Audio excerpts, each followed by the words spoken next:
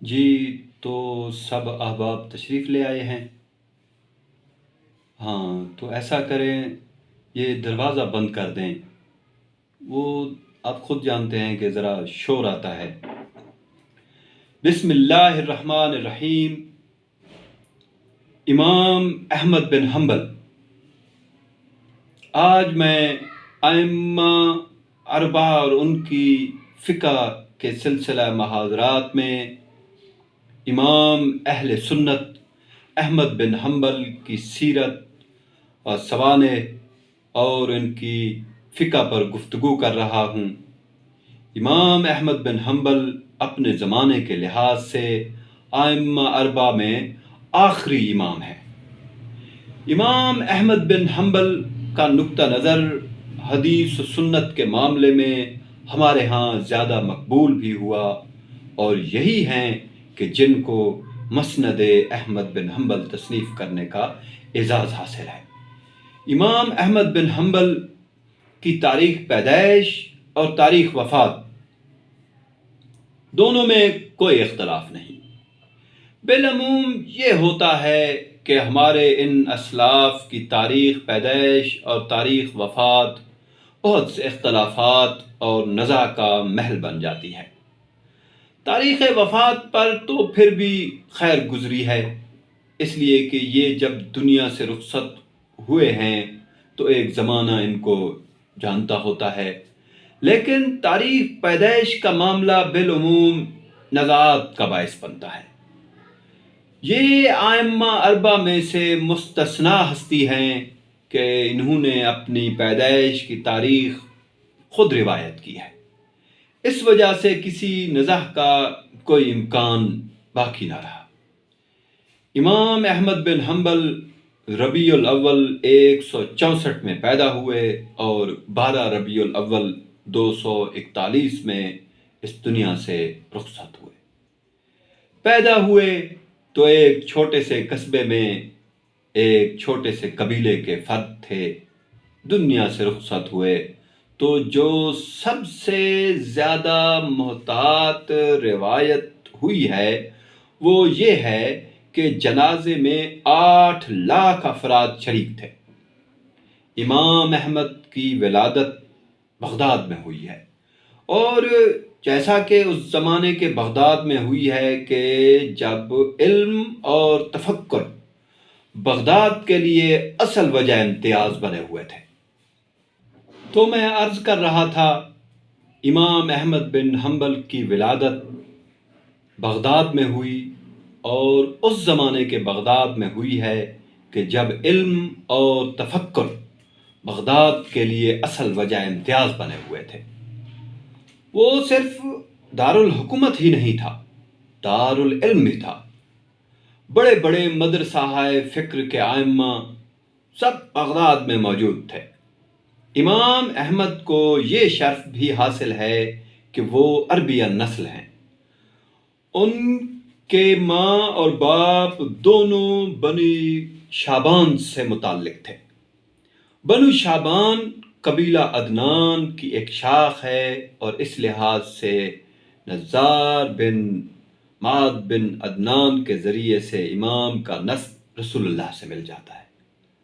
بنو شابان پہلے تو بادین کی زندگی بسر کرتے تھے، لیکن جب خلافت راشدہ کے زمانے میں بصرہ آباد ہوا ہے تو یہ خاندان بادیہ سے متعلق رہتے ہوئے بصرہ میں آباد ہو گیا۔ چنانچہ امام احمد بن حنبل جب کبھی بغداد سے بصرہ جاتے تھے تو وہاں کی ایک قدیم مسجد میں بالخصوص نماز پڑھنے کے لیے تشریف لے جاتے تھے، اور یہ کہا کرتے تھے کہ یہ وہ مسجد ہے جس میں میرے آبا نماز پڑھتے رہے۔ بصرہ کی اسی نسبت کی وجہ سے امام موصوف کو احمد بن حنبل بصری بھی کہا جاتا ہے۔ والد کا نام محمد بن حنبل ہے، اور خاندان کے احوال کا مطالعہ کرنے سے یہ معلوم ہوتا ہے کہ اس خاندان کا شروع ہی سے عباسی خلفاء سے بڑا گہرا تعلق رہا ہے۔ یہ تو بالکل صحیح ہے کہ اس خاندان کو عباسی حکومت میں کوئی عہدے اور مناقب حاصل نہیں ہوئے، لیکن تاریخ کا مطالبہ کرنے سے معلوم ہوتا ہے کہ ان کے خاندان کی حیثیت وہی تھی جو مغلوں کے زمانے میں پرچہ نویسوں کی ہوا کرتی تھی، یعنی بادشاہ کی طرف سے یا خلیفہ کی طرف سے ایسے لوگ مختلف علاقوں میں مقرر کر دیے جاتے تھے جن کی سرکاری حیثیت تو متعین نہیں ہوتی تھی، لیکن ان کا کام یہ ہوا کرتا تھا کہ وہ رعایا کے اور گورنر کے اور دوسرے اہل حکومت کے حالات سے خلیفہ کو براہ راست مطلع کرتے رہتے تھے۔ چنانچہ یہ واقعہ بعض مورخین نے بیان کیا ہے۔ ایک موقع پر دربار میں کچھ اس طرح خیال ہوا کہ ان کے علاقے کے بارے میں رپورٹ نہیں مل رہی، تو ان کے چچا سے گفتگو کی گئی۔ انہوں نے کہا، میں نے تو تمام حالات کی تفصیل لکھ کر احمد کے سپرد کر دی تھی، کیا احمد نے نہیں پہنچائی؟ تو اس سلسلے میں امام احمد بن حنبل کو بلایا گیا جو اس وقت نوجوان تھے۔ انہوں نے کہا، میں نے تو راستے میں آتے ہوئے دریا میں پھینک دی تھی۔ یعنی اس سے یہ معلوم ہوتا ہے کہ وہ اس خدمت کو بھی شروع ہی سے ناپسند کرتے تھے۔ جس اہلکار نے اس معاملے میں ان کو بلا کر پوچھا تو اس نے یہ کہہ کر ان کو جانے دیا کہ یہ نوجوان صاحب الورا ہے۔ بچپن ہی سے یہ معلوم ہوتا ہے کہ ان کی پیشانی ایک صاحب الورا اور ایک صاحب التقوی فرد کی پیشانی ہے۔ ان کو دیکھ کر ان کے حالات ہی سے لوگ یہ اندازہ کر لیتے تھے کہ یہ ایک ایسی شخصیت ہیں کہ جن کے بارے میں مستقبل میں بڑی اعلیٰ توقعات وابستہ کی جا سکتی ہیں۔ چنانچہ احمد بن حنبل جو ان کے زمانے کے بڑے لوگوں میں سے ہیں، معاف کیجیے گا، ابن جمیل جو ان کے زمانے کے بڑے لوگوں میں سے ہیں، ان کا یہ قول تمام مورخین نے بیان کیا ہے کہ ابن جمیل نے امام احمد بن حنبل کو لڑکپن ہی کے زمانے میں دیکھا تو یہ کہا، یہ لڑکا اگر زندہ رہا تو اہل زمانہ کے لیے حجت ہوگا۔ امام احمد کی اس زمانے کی زندگی اور پھر آخری زمانے میں عروج کی زندگی، اس سب کا اگر احاطہ کیا جائے تو عام طور پر مورخین اور امام احمد بن حنبل کے ساتھ محبت کرنے والے، ان کے سوانح نگار اور ان کے ناقد 5 چیزوں پر ان کے بارے میں متفق لفظ ہوتے ہیں۔ ایک یہ کہ حسب و نسب کے شرف کے معاملے میں امام کا کوئی مثیل نہیں تھا۔ وہ رسول اللہ ہی کے خاندان سے ہیں، اگرچہ ذرا اوپر جا کر ان کا سلسلہ نسب رسول اللہ سے ملتا ہے۔ ان کو یہ نسبت بھی حاصل ہے کہ بچپن ہی سے یتیم ہو گئے تھے، اور اس یتیمی نے ان میں بڑی خود اعتمادی پیدا کر دی۔ ان کی تربیت اور ان کے شرف میں اس بات کو بڑا دخل رہا ہے۔ تیسری چیز یہ بیان کی جاتی ہے کہ فقر و فلاکت کے معاملے میں بھی ان کا مرتبہ سب سے بلند رہا۔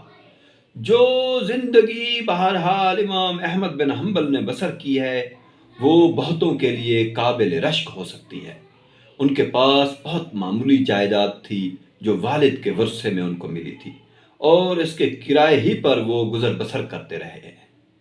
کسی نے ایک مرتبہ ان سے پوچھا تو امام احمد بن حنبل نے کہا، یہ میرے والد کا ورثہ ہے، میرے علم کی حد تک یہ بالکل صحیح طریقے سے مجھ تک پہنچا ہے اور بالکل صحیح طریقے سے ان کو ملا تھا۔ تاہم اگر کوئی آدمی اس پر اپنا دعویٰ لے کر آئے اور اس کو ثابت کر دے تو میں بغیر کسی توقف کے اس کو اس کے سپرد کر دوں گا۔ ساری زندگی انہوں نے معاش کے معاملے میں بہت قناعت کا طریقہ اپنائے رکھا۔ یہ جائیداد جتنی تھوڑی بہت رہ گئی ہے اس پر گزر بسر کرتے تھے۔ اس کا معاملہ یہ تھا کہ کسی کرایہ دار نے اگر آ کر یہ کہا کہ میرے حالات اچھے نہیں ہیں تو اپنے گھر میں کچھ نہ ہوتے ہوئے بھی ان سے کچھ لینے سے انکار کر دیتے۔ یہ بھی بہت حیرت کے ساتھ سنیں گے کہ امام احمد جس کو آپ ائمہ اربعہ میں شامل کرتے ہیں اور جس کے زہد و ورع کے سامنے اور جس کی عظمت کے سامنے ہر شخص کا سر نگوں ہوتا ہے، یہ اپنے زمانے عروج میں اس وقت کے جب ان کی شہرت کا عالم یہ تھا کہ لوگ یہ بیان کرتے ہیں کہ ان سے حدیث سننے کے لیے ان کی مجلس عصر میں بعض اوقات 5,000 سے زیادہ فرد موجود ہوتے تھے۔ اس زمانے میں وہ ایک اوج ایک اپنے گلے میں ڈال لیتے تھے اور بغداد سے باہر کھیتوں میں چلے جاتے تھے۔ عام طور پر جب فصل وغیرہ کاٹ لی جاتی تھی تو کچھ تھوڑا چھوڑ دیا جاتا یا رہ جاتا ہے، تو امام احمد یہ رہ جانے والی فصل کو چن لیتے تھے اور اسی سے گزارا کرتے تھے۔ اس جلیل القدر امام نے حمالی کی خدمت بھی سر انجام دی ہے، یعنی بعض اوقات یہ ہوا ہے کہ وہ قافلوں کے پڑاؤ میں چلے جاتے اور لوگوں سے کہتے کہ مجھے کوئی اگر مزدوری مل جائے تو میں کرنے کے لیے حاضر ہوں۔ چنانچہ لوگوں نے کوئی کام دے دیا تو اس کے عوض میں انہوں نے اپنی معاش کا کچھ بندوبست کر لیا۔ طلب حدیث میں بھی جب انہوں نے سفر شروع کیے ہیں تو بعض اوقات ان کے پاس زیادہ راہ نہیں ہوتا تھا۔ کسی قافلے سے جو ان قافلے والوں کی منزل مقصود بھی ہوتی تھی، یہ کہتے کہ مجھے بھی ساتھ لے چلو، میں تمہاری خدمت انجام دے دوں گا۔ چنانچہ حمالی کی، جس کو اس زمانے کی اصطلاح میں کلی کہہ سکتے ہیں، وہ خدمت لے لیتے تھے اور کچھ بوجھ ڈھوتے ہوئے اور ان سے اپنے نان نفقے کا بندوبست کرتے ہوئے وہ اپنی منزل تک جاتے۔ یہی زندگی ہمیشہ رہی۔ جب ان کو غیر معمولی اثر و سوق حاصل ہوا، اس وقت بھی انہوں نے خلفاء سے یا ارباب اقتدار سے بھی کوئی تعلق نہیں رکھا۔ ان کی خدمت میں بڑی بڑی رقومات ارباب اقتدار کی طرف سے پیش کی گئی تو انہوں نے بغیر کسی تردد کے لوٹا دیا۔ اسی فقر و فاقے کی زندگی میں انہوں نے ابتدا کی اور اسی فقر و فاقے کی زندگی میں اس دار فانی سے رخصت ہو گئے۔ ان کی چوتھی خصوصیت، جس پر سب کا اتفاق ہے کہ غیر معمولی طور پر قناعت پسند تھے۔ دوسرے ائمہ کا میں ذکر کروں گا، ان کے مزاج میں اس معاملے میں کچھ مختلف چیزیں نظر آتی ہیں، لیکن ان کا معاملہ یہ ہے کہ بس جو مل گیا، یعنی معلوم ہوتا ہے کہ دنیا اور اس کے لوازم کے بارے میں کسی جد و جہد اور تگ و دو کے قائل ہی نہیں تھے۔ گھر کے معاملات کو انجام دینے کے لیے جو تھوڑے بہت میسر آ گیا اسی پر قناعت کرتے تھے اور اسی میں ساری زندگی بسر کر دی۔ کوئی آدمی ان کی زندگی کے کسی دور کو بھی شعور کی عمر کے بعد اس پہلو سے مارکہ نقد نہیں بنا سکتا کہ انہوں نے کبھی اپنے اصل مقصد کو چھوڑ کر معاش کو اپنا مقصد بنایا ہو۔ ضرورت پڑی ہے تو مزدوری بھی کر لی ہے اور بس ضرورت پوری ہونے پر قناعت کر کے بیٹھ گئے۔ پانچویں خصوصیت کہ جس پر اصحاب سیرت و سوانح کا اتفاق ہے اور ان کے بدترین دشمن بھی اس کا اعتراف کرتے ہیں، وہ یہ ہے کہ ورع و تقوی میں وہ بہت ممتاز لوگوں میں سے ہیں۔ معمولی باتوں میں بھی یہ صحیح کرتے تھے کہ سنت کے خلاف کوئی عمل نہ ہو۔ تو ان کا یہ غیر معمولی زہد و ورع ہی ہے کہ جس کی وجہ سے امت کے لوگوں میں اللہ تعالیٰ نے ان کے لیے بہت قبولیت کا سامان پیدا کیا، اور اس سے یہ بات بھی بالکل واضح ہو جاتی ہے کہ علم دین کا معاملہ ہی ایسا ہے کہ اس میں عمل کو اور تقوی کو الگ کیا ہی نہیں جا سکتا۔ یہ وہ دنیا نہیں ہے کہ جس کو الگ الگ تقسیم کیا جا سکے اور کسی علم میں چل جائے تو چل جائے، لیکن ہماری امت کا مزاج یہ بن چکا ہوا ہے کہ اسی میں اگر کوئی آدمی زہد و ورع و تقوی میں اللہ کا ممتاز بندہ نہیں ہے تو پھر اس کے علم کو بھی تولیت و قبولیت حاصل نہیں ہوتی۔ ان کی تعلیم کی ابتدا سے متعلق جو معلومات حاصل ہوئی ہیں ان سے واضح ہوتا ہے کہ ابتدا میں قرآن مجید حفظ کیا۔ یہ اس زمانے کا عام طریقہ تھا۔ لوگ اپنی تعلیم کی ابتدا حفظ قرآن ہی سے کرتے تھے۔ بعد میں کچھ تحریر و کتابت کی تربیت لی، اور جب لکھنے پڑھنے کی صلاحیت بہم پہنچا لی تو اگرچہ اس معاملے میں روایات کا اختلاف ہے، تاہم زیادہ لوگوں کی رائے یہ ہے کہ سب سے پہلے امام ابو یوسف کے حلقہ درس میں گئے ہیں۔ یہ امام ابو حنیفہ کے شاگرد ہیں۔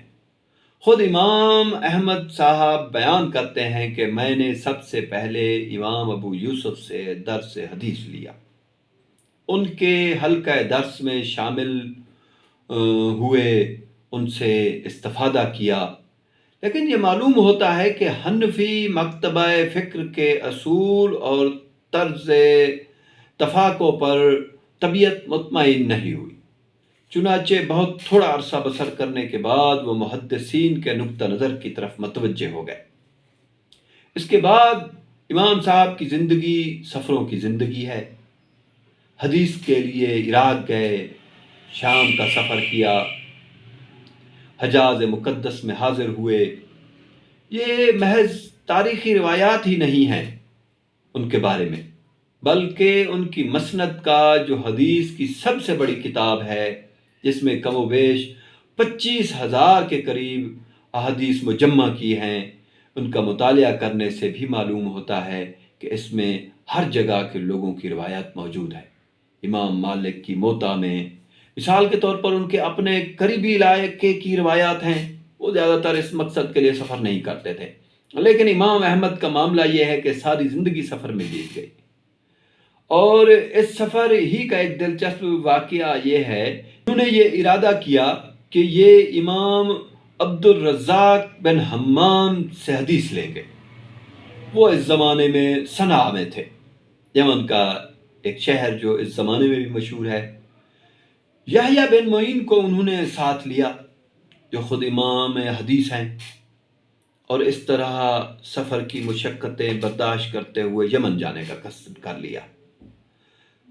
راستے میں یہ خیال ہوا کہ اب بغداد سے یمن جا رہے ہیں تو پہلے حج کر لیں گے۔ معلوم ہوتا ہے کہ حج کا زمانہ چل رہا تھا۔ ان دنوں وہاں تشریف لے گئے تو طواف کے دوران میں یہ دیکھا کہ امام عبد الرزاق بن حمام وہاں پر طواف کر رہے ہیں۔ انہی سے یہ حدیث لینے کے لیے صنعاء جا رہے تھے۔ ملاقات ہوئی، بات چیت بھی ہوئی، اور حدیث کے بارے میں کوئی بات نہیں پوچھی۔ تو رفیق سفر یحییٰ بن معین نے کہا کہ اب تو ہمارا کام ہو گیا، اللہ نے عنایت فرمائی، عبد الرزاق بن حمام یہیں مل گئے ہیں، لہذا ان سے حدیث لے لینی چاہیے۔ تو انہوں نے کہا بھائی میں نے یہ نیت کی ہے کہ ان کے وطن جا کر ان سے حدیث لوں گا، اس لیے تم اگر ساتھ دینا چاہو تو دو، میں تو اس کے بعد وہیں صنعاء جاؤں گا۔ چنانچہ وہیں گئے اور وہاں سے جا کر ان سے حدیث لی۔ اس سے دراصل انہوں نے یہ سبق دیا اپنے رفیق سفر کو کہ علم کے معاملے میں آدمی کو سہولت کا راستہ اختیار نہیں کرنا چاہیے۔ اس سفر میں جائیں گے، جا کے ایک محدث کے وطن میں ان سے ملیں گے، اس سے علم کی اور راہیں کھلیں گی۔ یہ زمانہ تو اس وقت تھا نہیں کہ اب ہر چیز آپ بیٹھے بٹھائے منگوا سکتے ہیں۔ اس وقت علم کے معاملے میں سفر ہی وسیلہ ظفر تھا۔ یہ ملاقات 198 میں ہوئی ہے۔ تاریخی روایات سے معلوم ہوتا ہے کہ 187 میں امام احمد کی پہلی مرتبہ امام شافعی سے ملاقات ہوئی۔ یہ اس وقت حدیث ابی عیانہ لینے کے لیے حجاز مقدس گئے ہوئے تھے۔ امام شافعی کے ساتھ بڑی عقیدت رہی ہے امام احمد بن حنبل کو۔ انہوں نے امام شافعی کے بارے میں یہ کہا تھا کہ میرا خیال یہ ہے کہ اگر پہلے دور کے مجدد عمر بن عبدالعزیز ہیں تو دوسرے دور کے مجدد امام شافعی ہیں۔ امام شافعی سے متعلق امام احمد بن حنبل کے اور بھی بڑے غیر معمولی کلمات روایت ہوئے ہیں، اور اس سے یہ بھی معلوم ہوتا ہے کہ امام شافعی سے ان کی محبت ہو سکتی ہے تو اس کی وجہ امام شافعی کا تفقہ ہی ہوگا، کیونکہ یہ بات اس وجہ سے کہنا پڑتی ہے کہ جہاں تک حدیث کا تعلق ہے اس میں امام شافعی بہرحال امام سفیان بن عیینہ سے بڑے نہیں ہیں، اور میں یہ عرض کروں گا کہ خود امام احمد بن حنبل سے بڑے نہیں ہیں، تو یہ چیز تو وجہ عقیدت نہیں ہو سکتی، پر ان کا تفقہ، ان کا اصول یہی چیزیں ہیں کہ جن کی طرف انہوں نے توجہ فرمائی ہوگی۔ اس طرح حصول حدیث میں اور حصول علم میں سفر کی مشقتیں اٹھانے کے بعد کم و بیش 40 سال کی عمر میں امام احمد نے تحدیث و افتاء کی خدمت شروع کی۔ اس سے پہلے وہ مسند پر نہیں بیٹھے ہیں، اس سے پہلے وہ مسند درس پر نہیں بیٹھے، اور کیونکہ سنت پر عمل کے معاملے میں بہت اہتمام رہا اپنی زندگی بھر، تو معلوم ہوتا ہے کہ اس میں بھی توقف کی وجہ غالباً یہی رہی ہوگی۔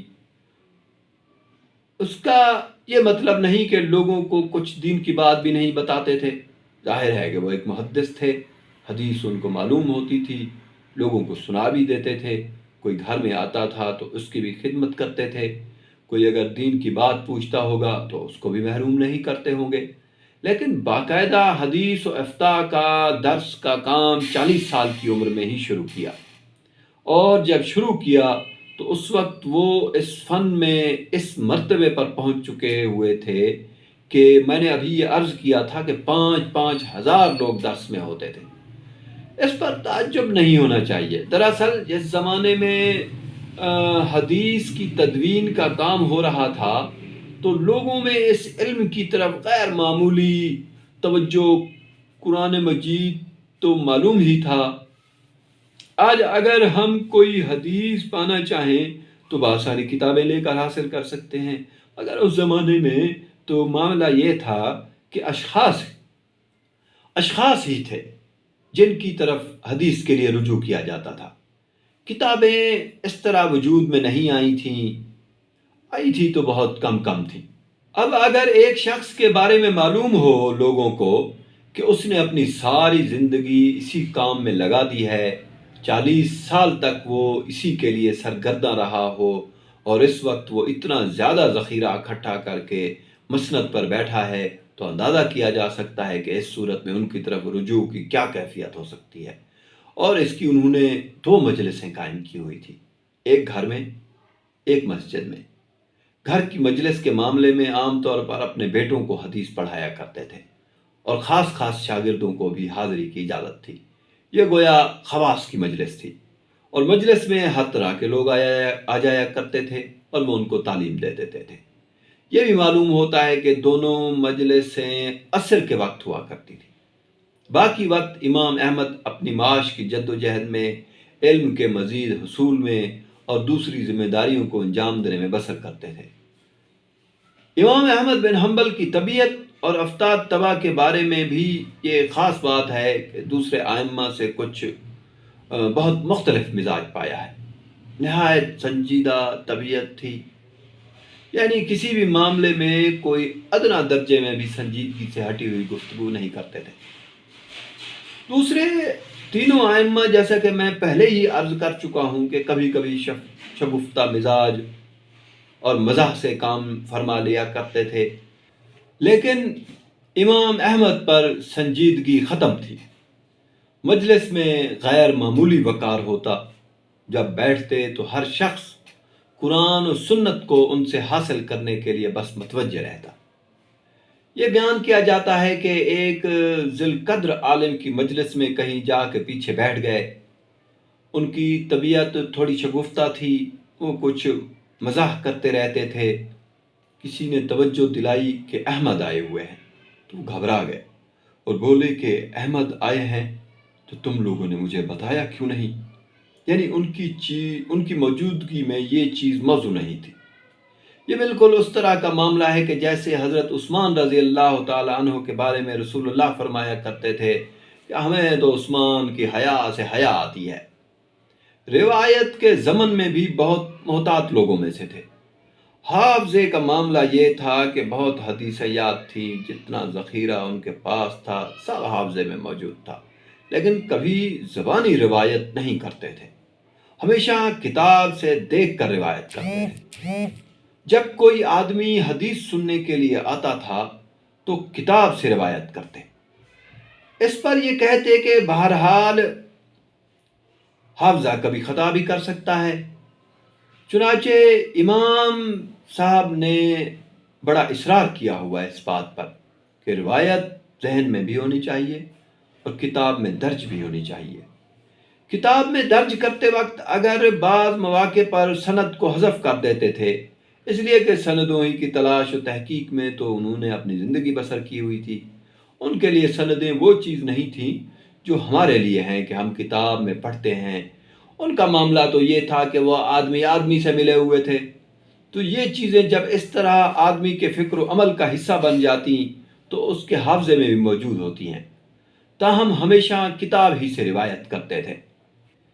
اس معاملے میں ان کی ایک عادت رہی ہے، بہت سے ائمہ نے یہ بیان کیا ہے، علماء نے بیان کیا ہے جن سے ملنے کے لیے گئے ہیں کہ گھر میں گئے ہیں، نماز کے لیے نکلتے تھے تو کتاب الایمان اور کتاب الاشربہ ساتھ رکھتے تھے ہمہ وقت۔ یہ وہ زمانہ ہے کہ جس میں دو طرح کے فتنے بہت تھے، ایک تو یہ کہ ایمان کے بارے میں معتزلہ اور بعض دوسرے فرقوں کی وجہ سے بحثیں چھڑی ہوئی تھی کہ ایمان کی کیا حقیقت ہے، کیا ایمان قول کا نام ہے، کیا ایمان عمل کا نام ہے، کیا دونوں کے مجموعے کا نام ہے۔ تو زیادہ لوگ اس بارے میں سوالات کرتے تھے، تو وہ کتاب الایمان جس میں حدیثیں، وہ روایتیں جو انہوں نے ایمان سے متعلق اپنے ہاں جمع کر رکھی ہوئی تھی، اور کتاب الاشربہ کو لینے کی وجہ یہ بیان کی جاتی ہے کہ شراب اور اس طرح کی دوسری نشاور چیزوں کو اس زمانے میں بہت رواج ہو رہا تھا، اور لوگ طرح طرح کی تعویلیں گھڑ کے اپنے لیے راستہ پیدا کر لیتے تھے، اور اس باب میں بھی وہ اپنے پاس بہت سی روایتیں جو انہوں نے کتاب الاشربہ میں جمع کی ہوئی تھیں ساتھ لے کر جاتے تھے، یا ان کی زندگی بھر کا طریقہ رہا۔ تو ہمیں ان کی سب سے بڑی کتاب مسند ہے، یہ ان کے صاحبزادے عبداللہ کی روایت سے ملی ہے۔ گویا انہوں نے اپنا علم اپنے خاندان ہی میں سب سے پہلے منتقل کیا۔ مسند کے معاملے میں یہ بھی معلوم ہوتا ہے کہ وہ اس کی پرواہ نہیں کرتے تھے کہ دوسرے آدمی نے درخواست کی ہے یا نہیں، عام طور پر وہ کہہ کر یہ تم مجھ سے لے لو، لوگوں کو املا کروا دینا۔ مسند سے متعلق چند باتیں جان لیجئے، یعنی یہ ان کی سب سے بڑی کتاب ہے، قریب 25,000 روایتیں انہوں نے جمع کی ہیں، اور اس وقت بھی حدیث کا سب سے بڑا ذخیرہ اسی میں ہے۔ بلکہ بعض اہل علم یہ بات کہتے ہیں تو غلط نہیں کہتے ہیں کہ اگر مسند کو لے لیا جائے اور اس کے بعد جو کچھ بعد کے محدثین نے کیا ہے اس کو زیادت کے نام سے ایک چھوٹے سے رسالے کی صورت میں لگا دیا جائے تو یہ کتاب اور زیادت کے ساتھ مل کر حدیث کے سارے ذخیرے سمٹ جائیں گے، اور اس معاملے میں ان کا اتنا زیادہ وسیع الاطلاع ہونا ہی ہے کہ جس وجہ سے ان کو حدیث کے معاملے میں صاحب بیت کہا جاتا ہے، یعنی گویا وہ حدیث ایک گھر ہے تو اس گھر کے مالک امام احمد بن حنبل ہیں۔ اس کے جمع و تدوین میں جو مشقتیں انہوں نے اٹھائی ہیں وہ ہیں بھی غیر معمولی، تاہم یہ بات کہ امام احمد حدیث کس اصول پر قبول کرتے ہیں یہ چیز بہت معرض بحث میں رہی ہے۔ مسند میں بہت صحیح حدیثیں ہیں۔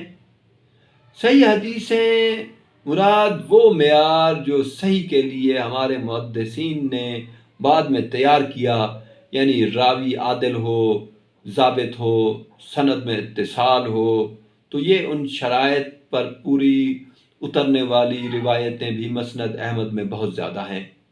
لیکن یہ مسئلہ کہ کیا مسند احمد میں ضعیف حدیثیں بھی ہیں، تو سچی بات یہ ہے کہ مسند میں جو بعد میں ضعف کے بعض پہلو بیان ہوئے ہیں ان کے لحاظ سے بہت سی حدیثیں ضعیف ہیں، اس میں شبہ نہیں ہے، لیکن ضعیف ہونے کا یہ مطلب نہیں ہے کہ امام احمد بن حنبل کسی متہم راوی سے حدیث لے لیتے تھے، یعنی ایسا آدمی جو سکا نہیں ہے، جھوٹا ہے، جس کے بارے میں عام خیال یہی ہے، بہرحال اس چیز کا وہ اہتمام کرتے تھے، لیکن بعد کے لوگوں نے جو شرائط فن کی تدوین کے بعد عائد کی ہیں، اگر ان شرائط کی بنیاد پر دیکھا جائے تو اس میں ضعیف روایتیں بھی ہیں۔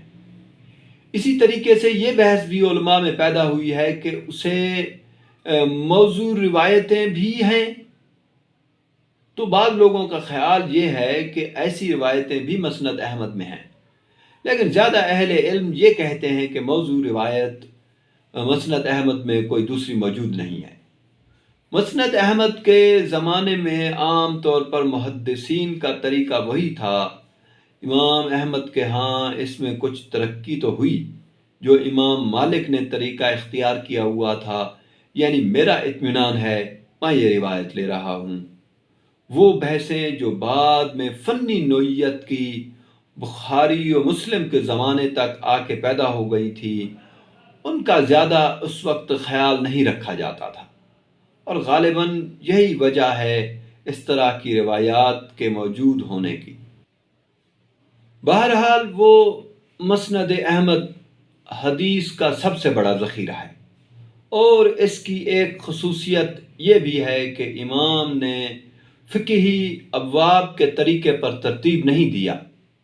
دوسری حدیث کی کتابوں کا معاملہ تو یہ ہے کہ کتاب الایمان کی روایتیں، کتاب الصلاۃ کی روایتیں ایک جگہ مل جائیں گی، لیکن مسند احمد صحابہ کے لحاظ سے ترتیب دی گئی ہے، یعنی صدیق اکبر رضی اللہ تعالیٰ عنہ کی روایتیں، عمر فاروق رضی اللہ تعالیٰ عنہ کی روایتیں، ابو سعید خدری رضی اللہ تعالیٰ عنہ کی روایتیں، اس طرح صحابہ کے لحاظ سے ترتیب دی گئی ہے۔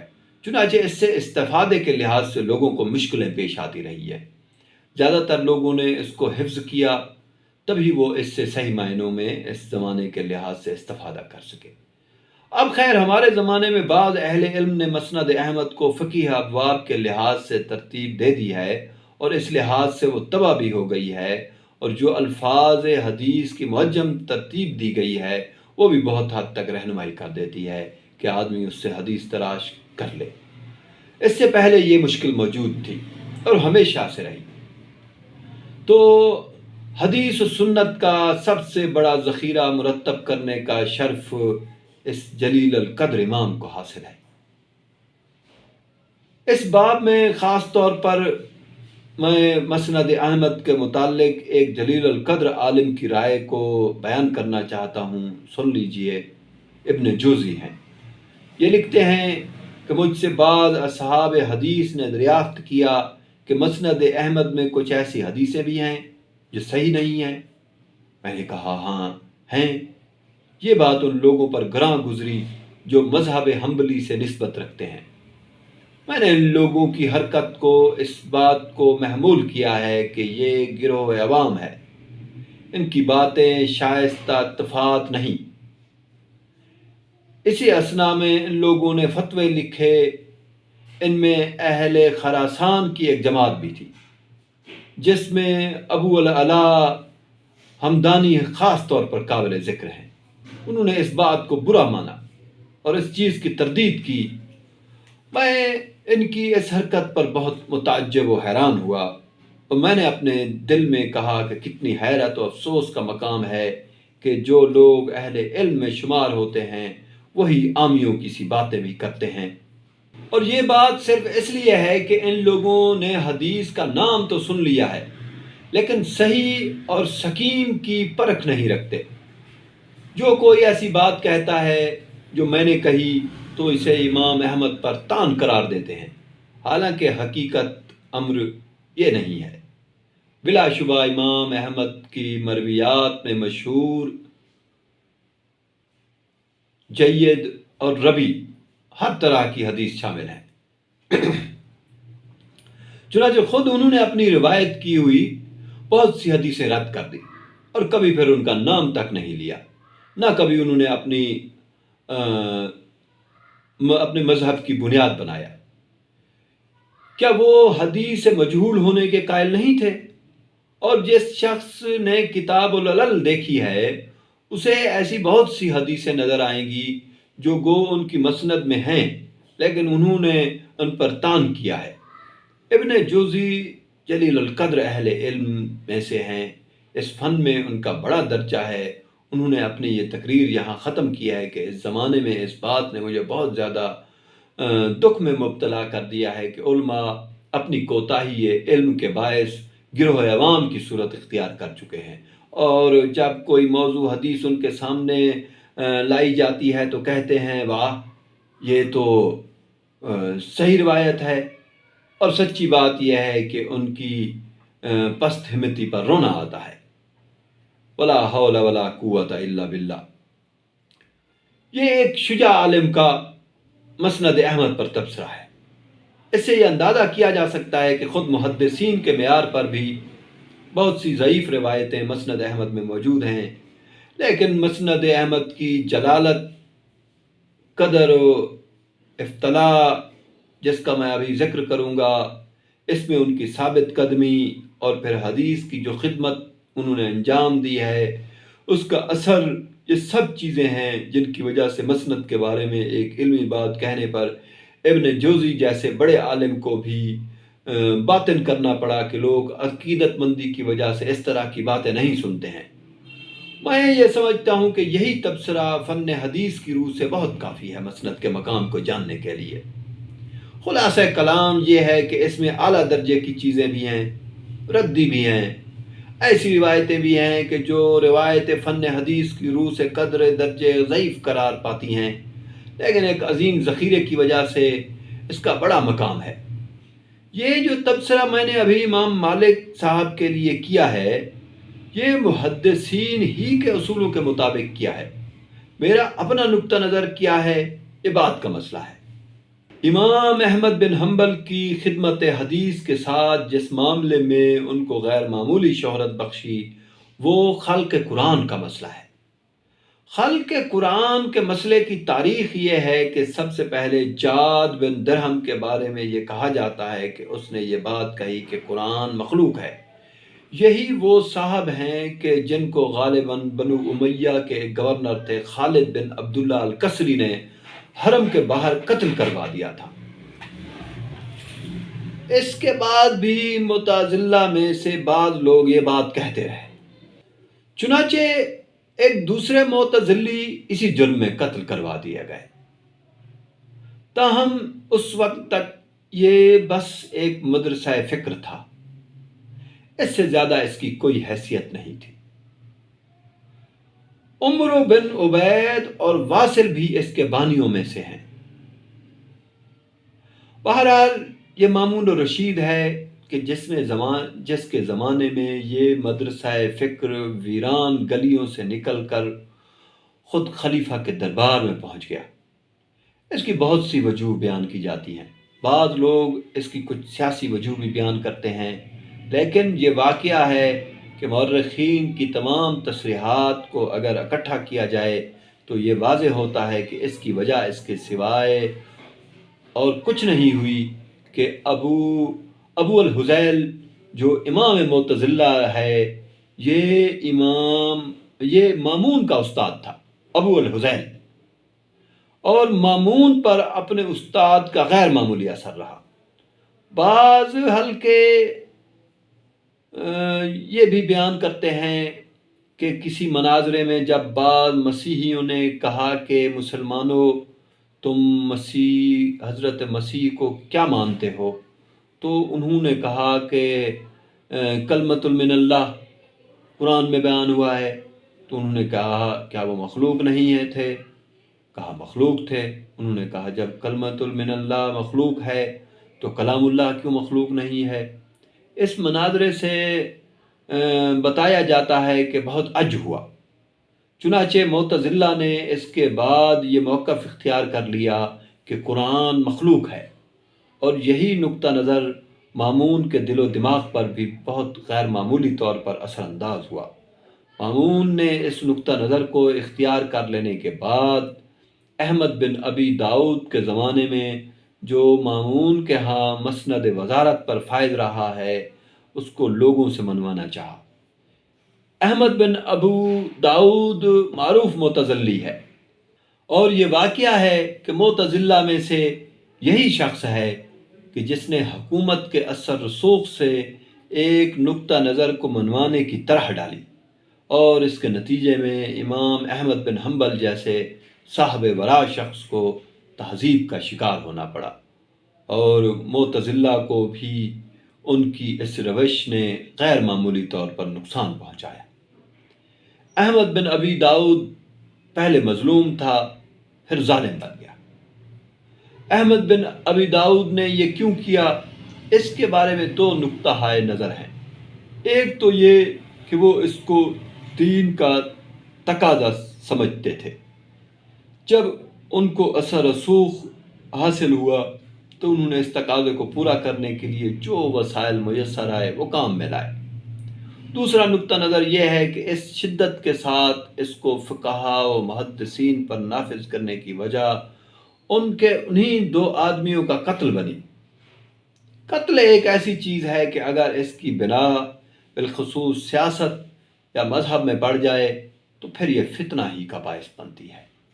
اس وجہ سے ایک عارف نے یہ بات کہی، اور درست بات کہی، کہ سیاسی اور مذہبی قتل سے گریز کرنا چاہیے۔ یہ قتل ایک ایسی چیز ہے کہ جو پھر عوام کے دماغ کو معوف کر دیتی ہے، سوچنے اور سمجھنے کی صلاحیتیں ختم ہو کر رہ جاتی ہیں۔ ہمارے ہاں یہ مذہبی قتل سے جو فتنہ پیدا ہوا، اس کی تو یہی سب سے بڑی مثال ہے کہ امام احمد بن حنبل جیسے شخص کو کوڑے کھانے پڑے۔ وہ قتل اگر نہ ہوئے ہوتے، ایک معاملے کو اگر چھوڑ دیا گیا ہوتا، وہ اپنے علمی دلائل کی بنیاد پر خود ختم ہو جاتا۔ اگر کوئی اس سے ایسی چیز پیدا ہو رہی تھی کہ جو عامت الناس کے دل و دماغ پر اس کا اثر دور کرنا ضروری تھا تو علمی طریقے سے دور کیا جا سکتا تھا، لیکن اس قتل نے انتقام کے جذبات پیدا کر دیے، اور سیاسی قتل کی بدترین مثال حسین رضی اللہ تعالیٰ عنہ کا قتل ہے۔ اس سے بھی جو اس امت کو نقصان اٹھانے پڑے ہیں وہ بھی کوئی کم نہیں ہے۔ اس سے ممکن حد تک گریز کرنا چاہیے۔ تو میں یہ عرض کر رہا تھا، مامون کا نقطہ نظر اس سارے معاملے میں کیا تھا؟ مامون نے اپنے گورنروں کے نام جو 3 خطوط لکھے ہیں، ان میں سے پہلا خط میں پڑھ کر سنا دیتا ہوں، اور یہ اندازہ ہو جائے گا کہ مامون اس معاملے میں کیا رائے رکھتے تھے، کن دلائل کے ساتھ رکھتے تھے، اور انہوں نے یہ بات کیوں منوائی۔ مامون بہرحال ایک بڑا خلیفۃ المومنین ہے، عباسیوں کے بہت بڑے لوگوں میں سے ہے۔ عباسی سلطنت کا سارا حسن ہارون اور مامون ہی تو ہیں۔ ہارون کے زمانے تک تو عام طور پر خلفاء کا رویہ خلق قرآن کے معاملے میں بالکل مختلف تھا، لیکن مامون بالکل دوسرے نقطہ نظر پر کھڑا نظر آتا ہے۔ اس نے جو خط لکھا ہے وہ تاریخ میں نقل ہو گیا ہے، سن لیجئے، اندازہ ہو جائے گا۔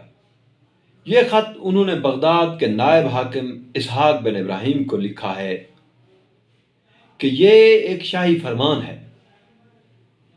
میں بہرحال اس کا سادہ ترجمہ پیش کر رہا ہوں۔ مامون نے لکھا، اما بعد، مسلمانوں کے آماء اور خلفاء پر اللہ کا یہ حق ہے کہ وہ اس دین کی اقامت میں جسے اللہ نے ان کی حفاظت میں دیا ہے، اور ان مواریخ نبوت کے قیام میں جن کا اللہ نے ان کو وارث بنایا ہے، اور اس علم کے اظہار میں جو اللہ نے انہیں ودیعت کیا ہے، اور اپنی رعایا میں حق و صداقت کے ساتھ عمل کرنے اور اسے خدا کی اطاعت پر آمادہ کرنے کے لیے کوشش سے کام لے۔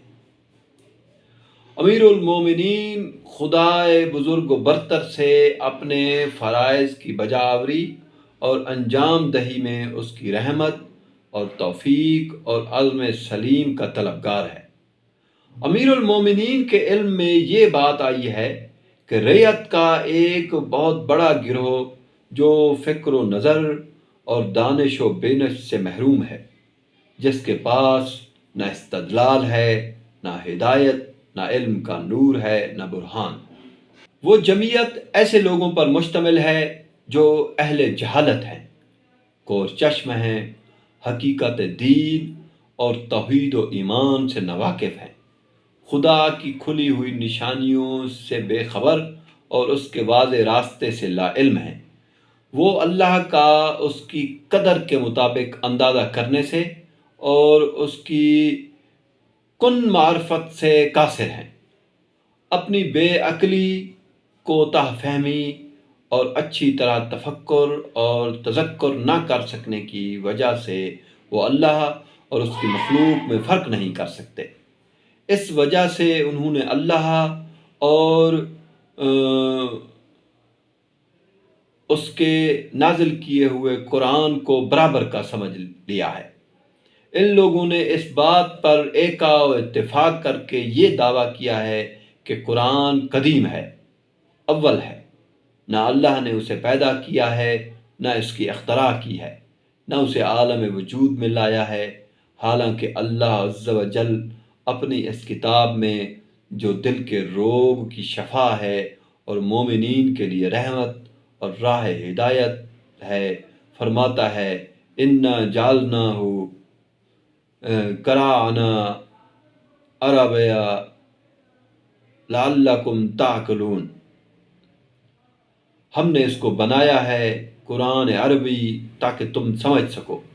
ایک اور مقام پر فرمایا ہے الحمدللہ الذی خلق السماوات والارض وجعل الظلمات والنور۔ پھر ایک اور مقام پر فرمایا ہے کذالک نقص علیک من انبیاء ما قد سبق۔ ان آیات کریمہ میں خود اللہ تعالیٰ نے خبر دے دی ہے کہ قرآن میں ایسے واقعات اور قصص بیان کیے گئے ہیں جو قرآن سے پہلے کے ہیں اور قرآن اس کے بعد نازل ہوا ہے۔ پھر فرمان خداوندی ہے الف را کتاب احکمت آیاتہ ثم فصلت من لدن حکیم خبیر۔ چنانچہ اپنی کتاب کو محکم کرنے والا اور اس کی تفصیل بیان کرنے والا خود اللہ ہے، لہٰذا وہ اس کا خالق ہے اور پیدا کرنے والا بھی ہوا۔ علاوہ ازیں لوگوں نے باطل کو اپنا شعار قرار دے کر لوگوں کو اپنے مسلک کی دعوت دی اور اپنے آپ کو متبع سنت ثابت کرنے کی کوشش کی، حالانکہ قرآن مجید کی ہر فصل میں ایسے قصے ہیں جو ان کے قول کو باطل کرنے والے اور ان کے دعوے کی تکذیب کرنے والے ہیں۔ اس کے باوجود یہ لوگ ظاہر کرتے ہیں کہ صرف یہی اہل حق ہیں، دیندار ہیں اور صاحب جماعت ہیں، اور ان کے علاوہ جو لوگ ہیں وہ باطل پرست ہیں، کافر ہیں، شرپسند ہیں۔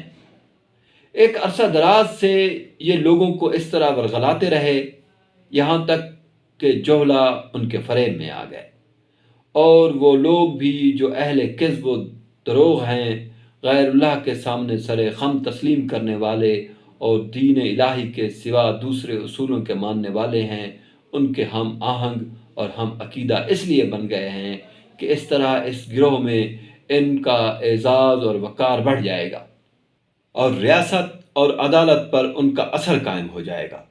یہ وجہ ہے کہ انہوں نے باطل کی خاطر حق کو چھوڑ دیا، خدا سے کنارہ کش ہو کر گمراہی کے گڑھے میں جا پڑے۔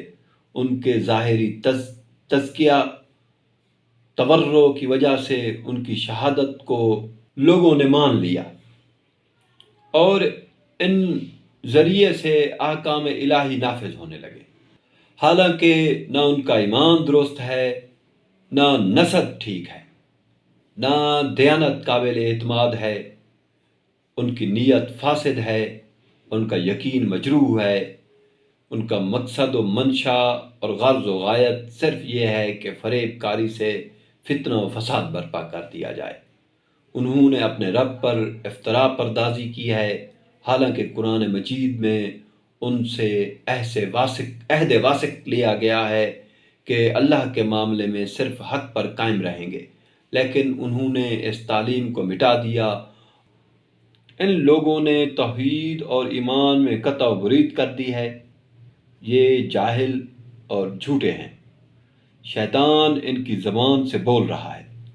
ان کی صداقت اور شہادت متروک اور مردود ہونے کے قابل ہے۔ ان کے کسی قول و عمل پر اعتماد نہیں کیا جا سکتا۔ یہ عمل یقین کے بعد ہے، اور یقین اس وقت تک نہیں ہو سکتا جب تک حقیقت اسلام سے پوری واقفیت نہ ہو اور خلوص کے ساتھ توحید پر عقیدہ نہ ہو۔ اور جو یہ حقائق جانتا ہے وہ اپنے عمل اور شہادت میں اور زیادہ گمراہ ہے، اندھا ہے۔ جو خدا پر، اس کی وحی پر جھوٹ بولے، جو اللہ کو اور اس کی حقیقت کو نہ پہچانے، ضروری ہے کہ اس کی شہادت رد کر دی جائے، کیونکہ یہ وہ ہے جس نے اللہ کی گواہی اس کی کتاب پر رد کر دی ہے۔ لہٰذا تم اپنے قاضیوں کو بلاؤ اور انہیں ہمارا یہ خط سناؤ۔ ان کے عقائد کا امتحان لو اور دریافت کرو آیا وہ قرآن کو اللہ کی مخلوق سمجھتے ہیں یا نہیں، اور انہیں یہ بتا دو کہ جس شخص کا ایمان اور توحید کے بارے میں اعتقاد پکا اور سچا نہ ہوگا تو امیر المومنین اس سے آئندہ کوئی سرکاری خدمت نہیں لیں گے۔ پس اگر وہ خالق قرآن کو تسلیم کر لیں اور امیر المومنین کے مسلک سے اتفاق کر لیں، وہ سب کے سامنے اپنے مسلک کو بیان کریں، اور جو اس مسلک کو قبول نہ کرے تو اس کی شہادت ترک کر دی جائے۔ اس کے علاوہ تم اپنے علاقے کے تمام قاضیوں سے اس مسئلے کے بارے میں استفسار کرو اور ان کو ہمارا حکم پہنچاؤ، پھر ان کی نگرانی کرتے رہو تاکہ جب تک وہ اپنے دیے ہوئے ایمان میں پکے اور سچے ثابت نہ ہو جائیں احکام الہی کو نافذ نہ کرنے پائیں، اور امیر المومنین کے فرمان کا جو اثر مرتبط ہو اس پر اطلاع دینا۔ یہ خط ربیع الاول 218 میں مامون اور رشید نے لکھا ہے۔ اس خط میں وہ دلائل بھی بیان ہو گئے ہیں جو اس باب میں امیر المومنین رکھتے تھے، اور ان کا رویہ بھی خط کے آخر میں جو حکم انہوں نے دیا ہے اس سے بظاہر یہ معلوم ہوتا ہے، بلکہ واضح ہی ہے کہ جو لوگ سرکاری خدمات انجام دے رہے تھے پہلے مرحلے میں انہی کے بارے میں انہوں نے شدت برتنے کا حکم دیا۔ یعنی اگر کوئی آدمی کہیں قاضی ہے، کہیں گورنر ہے، کہیں کوئی ذمہ داری انجام دے رہا ہے، کوئی مذہبی خدمت حکومت کی طرف سے اس کے سپرد ہے، اور وہ خلق قرآن کے معاملے میں مامون کے موقف سے اتفاق نہیں رکھتا، تو پھر اس کو زیادہ سے زیادہ یہی کہا جا سکتا ہے کہ معزول کر دیا گیا ہے۔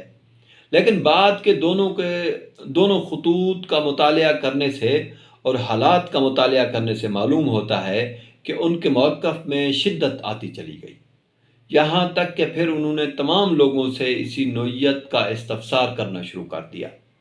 امام احمد بن حنبل کوئی سرکاری خدمت نہیں انجام دے رہے تھے، اور جہاں جہاں بھی ان کے گورنروں کو کوئی آدمی ملا جو مسند افقاء پر تھا، مسند تحدیث پر تھا، جس کی طرف لوگ رجوع کرتے تھے، یا جو کہیں کوئی اپنے طور پر مذہبی خدمت انجام دے رہا تھا، انہیں بلا کے ان کو تہذیب کا نشانہ بنانا شروع کر دیا۔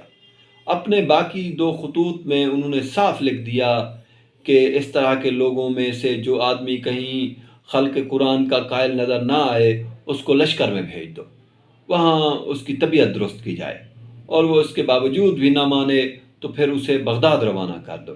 چنانچہ اسی سلسلے میں یہ لوگ بغداد آئے ہیں۔ بغداد میں پھر دربار خلافت میں ایک ایک بڑے آدمی کو بلا کر اس معاملے میں اس کی شہادت لی گئی۔ خط سے یہ معلوم ہوتا ہے کہ مامون اسے اپنی ذمہ داری سمجھتا تھا، یعنی وہ یہ سمجھتے تھے کہ اللہ تعالیٰ نے دین کو دوسروں تک پہنچانے اور اس کی حفاظت کرنے کا فرض اسے سونپا ہے، اس کے تحت یہ کام اسے کرنا چاہیے، اور اس کو انہوں نے ایمان و عقیدے کا مسئلہ قرار دے دیا۔ اور خط کا مطالعہ کرنے سے یہ بات بھی واضح ہوتی ہے، اور ایک جید عالم ابو زہرہ نے صحیح استنباط کیا ہے۔ خط کا لب و لہجہ وہ نہیں ہے جو عام طور پر بادشاہوں کے خطوط کا ہوتا ہے۔ بادشاہ اس طرح عام طور پر کلام نہیں کرتے۔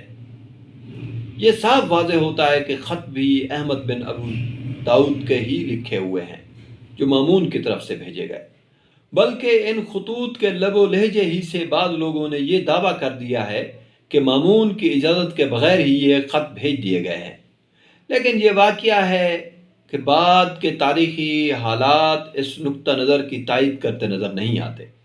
خط انہی کی طرف سے بھیجے گئے ہیں۔ البتہ یہ ہو سکتا ہے کہ خط لکھنے والا کوئی بھی رہے ہوں۔ میں یہ عرض کر رہا تھا کہ امام احمد بن حنبل اور بعض دوسرے لوگوں کو انہی خطوط کے نتیجے میں پھر حاضر ہونا پڑا، اور زیادہ تر لوگوں نے مامون کی رائے سے اتفاق کر لیا۔ تاریخ کا مطالعہ کرنے سے یہ معلوم ہوتا ہے کہ 4 آدمی ہیں جنہوں نے اس معاملے میں بہت اصرار کے ساتھ خلیفہ کی رائے کو رد کر دیا۔ محمد بن نوح، پھر القواریری ہیں، سجادہ ہیں اور امام احمد بن حنبل۔ باقی تینوں بزرگ تو زیادہ معروف نہیں ہوئے، لیکن احمد بن حنبل نے جس شان کے ساتھ اختلاف کیا اور جس طرح اختلاف کیا، یہ چیز اب تاریخ کا حصہ بن چکی ہے۔ مامون کے زمانے میں بھی یہ عالم رہا۔ اس کے بعد جب معتصم خلیفہ بنا، مامون بہت پڑھا لکھا، ذہین، بہت فقیہ آدمی تھا۔ اس کے زمانے میں تہذیب وہاں تک نہیں پہنچی جہاں معتصم نے اس کو پہنچا دیا۔ معتصم نے تو یوں سمجھ لیجئے کہ بالکل ایک انگھڑ آدمی کی طرح امام احمد کے ساتھ معاملہ کرنا شروع کر دیا، اور پھر جو معاملہ ہوا ہے وہ واقعہ یہ ہے کہ امام احمد جیسے صاحب ورع آدمی کا کام تھا کہ وہ اس کو برداشت کر گئے۔ ان کی پیٹھ پر جو کوڑے مارے گئے، ان کے بارے میں کہا جاتا ہے کہ کسی ہاتھی پر بھی پڑتے تو وہ بھی بلبلا اٹھتا۔ بہرحال ان کو دربار میں بلا کر اسی طرح ان کی پیٹھ پر کوڑے برسائے گئے۔ بار بار ان کو ان کے موقف سے رجوع کرنے کو کہا گیا۔ وہ ہر موقع پر یہی کہتے ہیں، میں اگر کوئی قرآن و سنت کی چیز لے آؤ گے تو میں مان لوں گا، ورنہ میں کسی چیز کی پرواہ نہیں کرتا۔ چنانچہ ان کا یہ جملہ بھی ایک تاریخی جملہ بن گیا ہوا ہے جو بار بار انہوں نے تازیانے کھانے کے بعد کہے ہیں۔ اتنے تازیانے مارے گئے کہ بالکل لہو لہان ہو گئے، بارہا بے ہوش ہو گئے۔ اور اسی عالم میں وہ مشہور واقعہ ہوا جب وہ ایک جلیل القدر عالم کے گھر میں تھے، اور وہاں لوگوں نے ان کے ساتھ نماز پڑھی، اور انہوں نے اسی طرح لہو لہان نماز پڑھی۔ تو پوچھا گیا یہ نماز کیسے پڑھی؟ خون بہہ رہا ہو تو نماز نہیں ہوتی۔ تو انہوں نے فرمایا، میں نے وہ نماز پڑھی ہے جو فیروز کا خنجر کھا کر حضرت عمر رضی اللہ تعالی عنہ نے پڑھی۔ احمد بن حنبل کے ساتھ یہ معاملہ اگرچہ حکمرانوں کے نقطہ نظر سے تو ایک فتنہ کو دبانے کی صحیح تھی، لیکن اسی معاملے میں ایک ایسے محدث کو جس سے چند اہل علم ہی واقف تھے یا دین کے طلبہ واقف تھے، عامت الناس میں مقبول ترین شخصیت بنا دیا۔ لوگ ان کی طرف ٹوٹے پڑتے تھے۔ یعنی یہ بات کہنے میں کوئی حرج نہیں کہ خلیفاؤں کو بھی وہ عزت کبھی حاصل نہیں ہوئی جو امام احمد بن حنبل کو میسر آئی۔ وہ خود لکھتے ہیں کہ اللہ نے مجھے اس ابتلا سے تو نکال لیا ہے، لیکن اس نئی ابتلا میں مبتلا کر دیا ہے کہ اب شہرت ہر وقت میرا احاطہ کیے ہوئے ہے۔ اس طرح مختلف خلفاء یہ تہذیب کا بازار گرم کرتے رہے، یہاں تک کہ متوکل ان کا بہت ہی زیادہ مداح ہو گیا، اور اس نے ان کو کچھ عنایت فرمانے کے لیے روپیہ بھیجا۔ تب انہوں نے یہ کہا کہ وہ آزمائش آسان تھی، یہ مشکل ہے۔ وہ اس آزمائش کے دام میں بھی نہیں آئے، اور اس طرح ہر طرح کی آزمائش سے بالا تر رہ کر اپنے پروردگار کے حضور میں حاضر ہو گئے۔ اس معاملے میں انہوں نے جس سلامت کے ساتھ تازیانے اپنی پیٹھ پر کھائے ہیں، اس کا ایک اثر یہ بھی ہوا کہ اس روایت کا ہمیشہ کے لیے خاتمہ ہو گیا کہ حکمران کسی نقطہ نظر کو بزور لوگوں سے منوائے اور یہ بھی اسلام کا عین منشا ہے، اور اس بات کی اجازت کسی شخص کو بھی نہیں دی جا سکتی کہ وہ لوگوں پر اپنا کوئی نقطہ نظر ٹھونسنے کی کوشش کرے۔ اس پس منظر کی وضاحت کے بعد اب چند حرف اس میں بھی جان لیجئے کہ امام کا موقف کیا تھا۔ امام صاحب نے اپنا یہ موقف ہماری تاریخ سے معلوم ہوتا ہے کہ بعض مواقع پر بیان کیا۔ ایک روایت تو یہ ہے کہ مامون نے ان سے سوال کیا، آپ قرآن مجید کے بارے میں کیا کہتے ہیں؟ امام صاحب نے فرمایا، وہ خدا کا کلام ہے۔ کہا گیا، وہ کیا مخلوق ہے؟ ارشاد ہوا، وہ خدا کا کلام ہے، میں اس سے زیادہ کچھ نہیں کہنا چاہتا۔ پھر جب یہ کہا گیا خدا اپنی مخلوق میں سے کسی معنی میں بھی کسی سے کوئی مشابہت نہیں رکھتا، تو آپ نے فرمایا، اللہ کی مانند کوئی چیز نہیں ہے، وہ سمیع و بصیر ہے۔ اس پر ابن قتیبہ نے بہت جرح کی ہے اور یہ کہا ہے کہ امام نے اپنا موقف بہت وضاحت کے ساتھ بیان کیا تھا، انہوں نے یہ ابہام کا طریقہ اختیار نہیں کیا۔ یہ بحث ہماری تاریخ کی کتابوں میں بہت پھیلی ہوئی ہے، لیکن اس میں بڑی فیصلہ کن حیثیت امام احمد بن حنبل کے اس تاریخی مکتوب کو حاصل ہے جو تاریخ الذہبی میں۔ اس تاریخی خط کا پس منظر یہ ہے کہ عبید اللہ بن یحییٰ نے امام احمد بن حنبل سے ایک تحریر میں یہ عرض کیا کہ امیر المومنین متوکل نے مجھے حکم دیا ہے کہ آپ سے قرآن کے بارے میں پوچھوں، امتحان کی غرض سے نہیں بلکہ تحقیق کے لیے۔ متوکل کا رویہ بدل گیا تھا۔ اس کے جواب میں امام احمد بن حنبل نے عبید اللہ بن یحییٰ کو یہ خط لکھا ہے۔ یہ خط بھی سن لیجئے، بہت مختصر خط ہے، لیکن اس سے ان کا موقف بالکل واضح طور پر سامنے آ جاتا ہے۔ بسم اللہ الرحمن الرحیم۔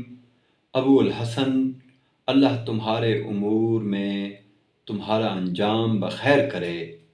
امیر المومنین نے جو کچھ دریافت کیا ہے اس کے جواب میں مجھے جو کچھ معلوم ہے لکھ دیتا ہوں، اور خدا سے دعا کرتا ہوں کہ امیر المومنین کو توفیق نیک بخش دے۔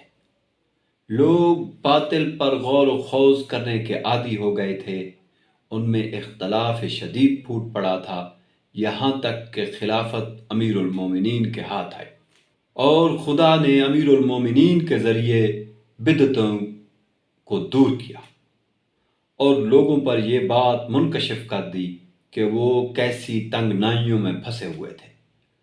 امیر المومنین نے صورتحال کو ختم کر دیا اور مسلمانوں کو ایک اچھا موقع حاصل ہو گیا، اور وہ امیر المومنین کے لیے دعا کرنے لگے کہ اللہ ان کی نیت کی برکت میں اضافہ کرے، اور جس موقف پر وہ قائم ہیں اس میں ان کی دستگیری اور معاونت کرے۔ عبداللہ ابن عباس فرماتے ہیں کہ کتاب اللہ کے بعض حصوں کو بعض دوسرے حصوں سے نہ ٹکراؤ، اس طرح تمہارے قلوب میں شک و شبہ پیدا ہوگا۔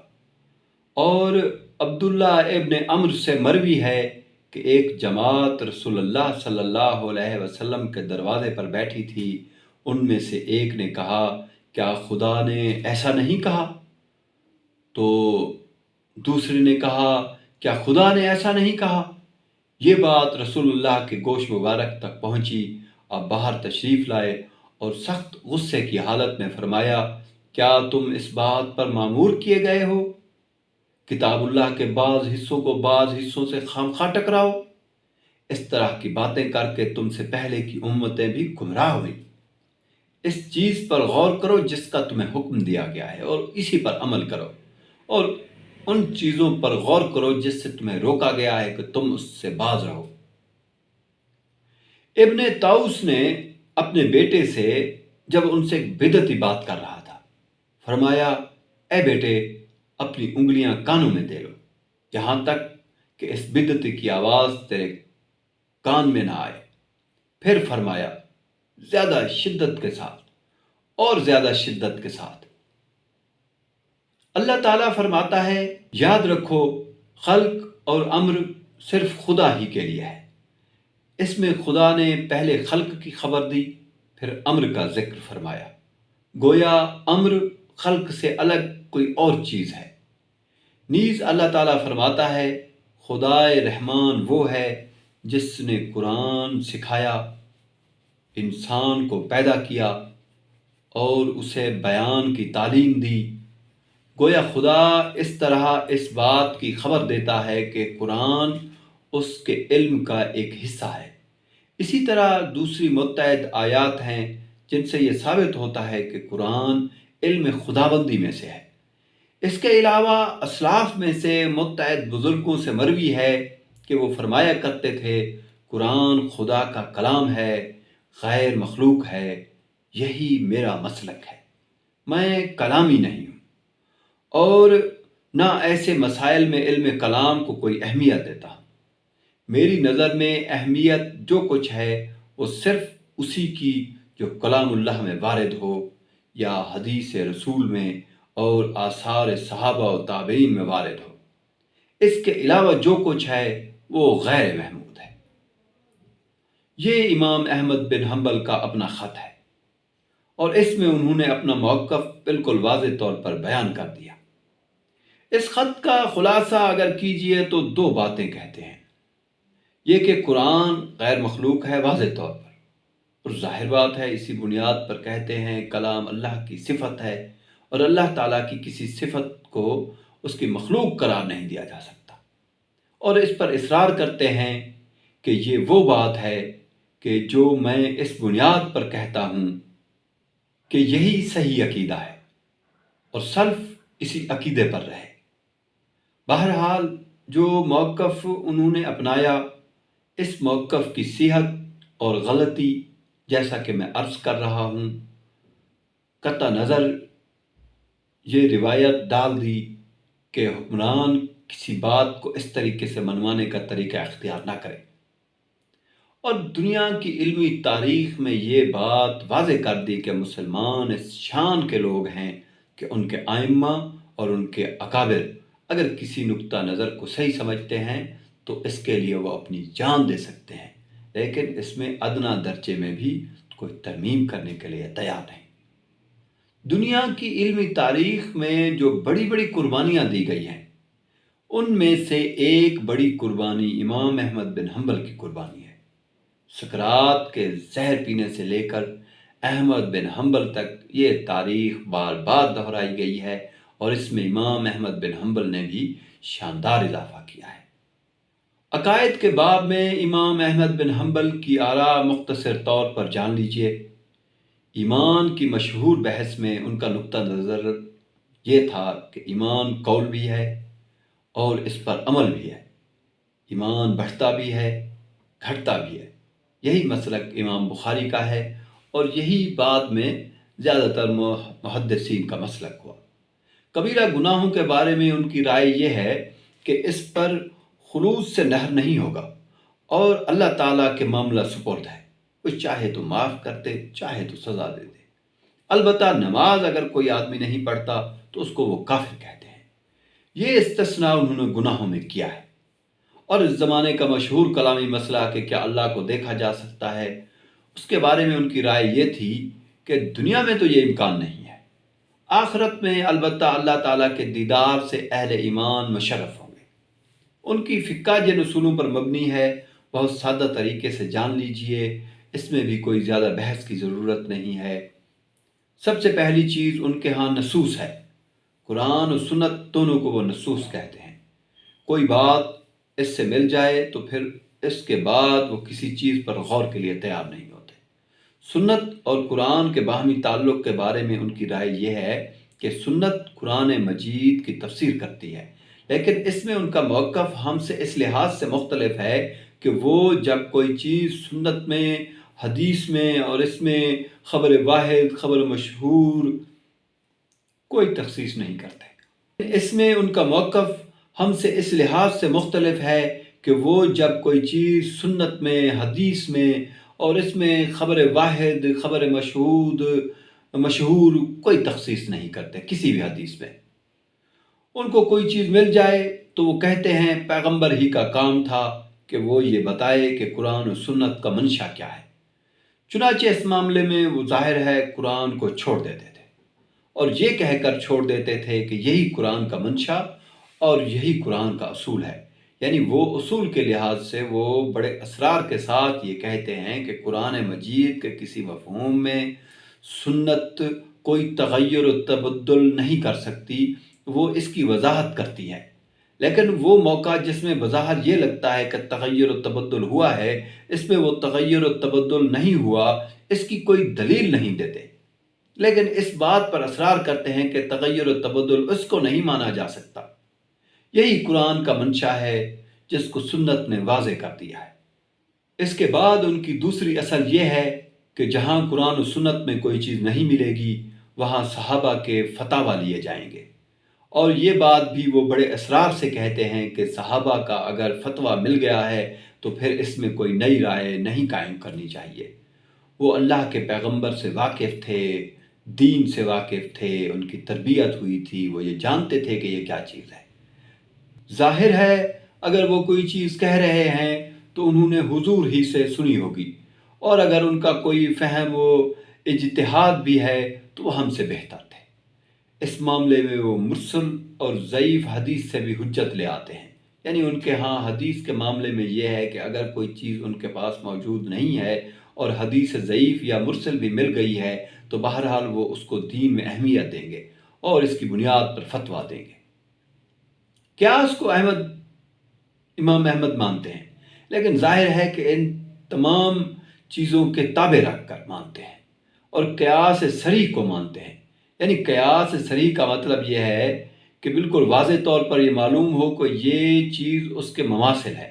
قیاس کے معاملے میں بھی ان کی بحث منطقی نہیں ہے۔ وہ یہ کہتے ہیں کہ صحابہ نے بھی قیاس کیا ہے، اور میں جب صحابہ کو دین کا ماخذ سمجھتا ہوں تو ظاہر ہے میں ان کی سنت پر عمل کر رہا ہوں، اس معاملے میں بھی کوئی نئی بات نہیں کر رہا۔ یہ تو 4 بنیادی اصول ہیں۔ اس کے سوا فقہ احمد بن حنبل میں 3 اور چیزیں بھی ملحوظ ہوتی ہیں۔ استصحاب کا طریقہ، یعنی اگر کوئی چیز پہلے سے چلی آ رہی ہے اور کسی نے اس پر نکیر نہیں کی، سوسائٹی میں چلا رہا ہے، تو امام صاحب کہتے ہیں کہ اس کو کسی معقول وجہ کے بغیر نہ بدلا جائے، اس پر فتویٰ دے دیا جائے۔ مسائل مرسلہ پر بھی ان کے بہت سے فتاوی موجود ہیں، یعنی اگر مسلمانوں کی مصلحت کا تقاضا ہے تو بہرحال ان تمام نصوص کے نافذ ہونے کی صورت میں وہ اس میں فتویٰ دیں گے اور یہ کہیں گے کہ یہ چیز اس بنیاد پر اس مصلحت کی وجہ سے جائز ہے یا ناجائز ہے۔